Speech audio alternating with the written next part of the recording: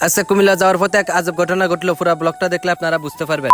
বাড়ি থেকে বের হওয়ার পরে দেখতে আসি মসজিদের টয়লেটের কাজ চলতে আছে। আমি আমার চাচাকে বলতেছি, চাচা ঠিক করে কাজ করেন, এটা মসজিদের কাজ, ঠিক করে কাজ করলে সোয়াব হবে। এই কারণে কাকার সাথে অনেকক্ষণ কথা বললাম। কাকা আমাকে বলতেছে তুই বয়ান দেনার দরকার না, কাকা ভালো করে জানে, আর যদি পারস তুই কাকার সাথে কাজ কর। আমি কাকাকে বলতেছি, কাকা আমি এখন তো কুমিল্লা যাবো, কুমিল্লা যদি না যাওয়া হতো তাহলে অবশ্যই আপনাদের সাথে কাজ করতাম, কাজ করলে সোয়াব হইতো, এটা মসজিদের কাজ। এখানে অনেকক্ষণ কথা বললাম কাকার সাথে, তারপরে চলে আসলাম বড় ভাইয়ের দোকানে। যাই দেখি আমার দাদাও আছে, দাদার সাথে অনেকক্ষণ বসে বসে কথা বললাম। দাদা আমাকে বলতেছে তুই কই যাবি নাকি? আমি কই দাদা আমি কুমিল্লা যাবো। কি জন্য যাবি কুমিল্লা? আমি কইছি কেকের সামান আছে। দাদা বলতেছে আল্লাহ ভরসা, তাড়াতাড়ি করে রওনা হয়ে যায়। দাদার সাথে কথা বলার পর তাড়াতাড়ি করে আমি সিএনজির মধ্যে উঠে গেলাম। সিএনজি মামাকে বলতেছে আপনি কই যাবেন? সিএনজি মামা আমাকে বলতেছে আমি তো কুমিল্লা যাবো। তাহলে আমার জন্য ভালো হয়ে গেছে, আমিও কুমিল্লা উদ্দেশ্যে রওনা হয়ে গেলাম সিএনজি মামার সাথে। যাক এই ফাঁকে দিয়ে আপনাদের প্রাকৃতিক দৃশ্যগুলো ভালো করে দেখাতে পারবো সিএনজির মাধ্যমে। যাক এই মুহূর্তে আমি বাউকসার বাজারে চলে এসেছিলাম। বাউকসার বাজারের সৌন্দর্যটা আপনারা ভালো করে দেখবেন। আলহামদুলিল্লাহ বাউকসার বাজারে অনেক জ্যাম কমে গেছে, এখন চলাচল করতে আমাদের থেকে খুব ভালো লাগতেছে। বাউকসার বাজার পার হওয়ার পর মাদ্রাসার বাচ্চারা হাঁটাহাঁটি করতে আছে রাস্তার মধ্যে। এইভাবে রাস্তার মধ্যে হাঁটাহাঁটি করলে দুর্ঘটনা হওয়ার সম্ভাবনা বেশি। আমি গার্ডেনের উদ্দেশ্যে বলতেছি যাতে তারা হুজুরদেরকে বলে যাতে বাচ্চারা বের না হয়। চলে আসলাম ভিজা গ্যাস পাম্পের সামনে, এখানে গ্যাস ঢুকাইতে হবে সিএনজির মধ্যে। আর আমি সিএনজি মামাকে বলতে তারা সুন্দর করে গ্যাস ঢুকান, না হলে আমাদের সমস্যা হইতে পারে সামনে। মামা বলতেছে ঠিক আছে আপনারা একটু ধৈর্য সহকারে বসেন। গ্যাস ঢুকানোর পর আবার আমরা কুমিল্লার উদ্দেশ্যে রওনা হয়ে গেলাম। আপনারা রাস্তার দুই পাশে সৌন্দর্যগুলো ভালো করে দেখেন, এগুলা প্রবাসী ভাইরা দেখলে অন্তরে খুব সাঁচ করে উঠে, কারণ তারা অনেকদিন এসব সৌন্দর্যগুলো দেখতে পারতেছে না। ও আপনাদেরকে একটা কথা বলে গেলাম, কিছুদিন ধরে দেখতেছে কুমিল্লার বিভাগ নিয়ে নোয়াখালী ভাইরা বিভিন্ন কথা বলতেছে। ভাই আপনারা একটা জিনিস খেয়াল করে দেখেন, কুমিল্লার মধ্যে কি না ভাই সব আছে, তাহলে আমাদের কুমিল্লা বিভাগ পাওয়ার যোগ্য ভাই। তারা একটা কাজ করেন, নোয়াখালী ভাইরা আমাদের সাথে যুক্ত হয়ে কুমিল্লা বিভাগ নিয়ে আন্দোলন করেন, আপনাদের জন্য ভালো হবে, আমাদের জন্য ভালো হবে ভাই। যারা কুমিল্লার বিভাগ নিয়ে ষড়যন্ত্র করেন তাদের ষড়যন্ত্র কোনো কাজে আসবে না, ইনশাআল্লাহ আমাদের কুমিল্লা নামে বিভাগ হবে। সবাই আমাদের জন্য দোয়া করবেন।